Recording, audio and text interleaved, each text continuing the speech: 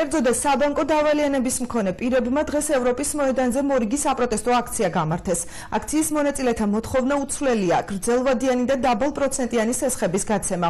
აქციის მონაწილეების მოთხოვნას დღეს ქალაქის მერის გაეცნო. მერისგან იპოთეკით დაზარალებულები მედიატორის როლის შესრულებას და საბანკო სექტორთან შუამდგომლობას ითხოვენ. გია ერმაკოვმა მათი პრეტენზიები მოისმინა, თუმცა დახმარება ვერ აღუთქვა.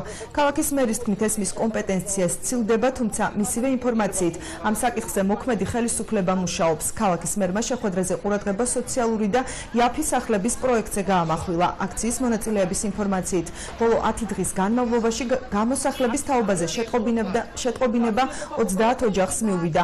იპოთეკარები დღესვე საქართველოს პრემიერ-მინისტრის სახელზე წერილის გაგზავნას აპირებენ. ბოლო ზომაზე ვართ უკვე ეგ ხალხი შესული უკვე გამოსავალი აღარ გვაქვს ჩვენ ვეღარ ვხედავთ ვერანაირ გამოსავალს არანაირი ჩვენ პასუხი არ გვაქვს არც ჩვენი მთავრობიდან არც დაჟე მერიდან რა პასუხს გვცემს რომ ეს ჩემ კომპეტენციებში არ შედისო ვის მოვთხოვოთ პასუხი ვის კომპეტენციებში შედის ჩვენი მდგომარეობა ადრე შედიოდა ვითხოვთ გრძელვადიან დაბალპროცენტიან სესხს და არა ჩუქებას ხელფასი არ გვაქვს დამატებული და არაფერი მე ვცდილობ ქალაქში სოციალური პრობლემა ვისთანაც არსებობს ჩემს მოქალაქეებთან მიმართებაში ქალაქის მაცხოვრებლებთან მიმართებაში მე ვცდილობ რომ ეს პრობლემა გადავწყვიტო რაღაცნაირად ეს პრობლემა ჩემთვის არის სოციალური ჯანდაცვის პროგრამები რომელსაც ვახორციელებ ამ პრობლემის გადაწყვეტა არის ჩემთვის სოციალური ბინაჩვენებლობა რომელსაც მე ვაკეთებ იაფი ეს არის ჩემი ხედვა ამასთან დაკავშირებით და შეკითხვა არის უამრავი პრობლემა არის უამრავი არის კომპეტენცია რასაც ქალაქის ხელმძღვანელი წყვეტს რასაც ქალაქის ხელმძღვანელი კომპეტენციას ცდება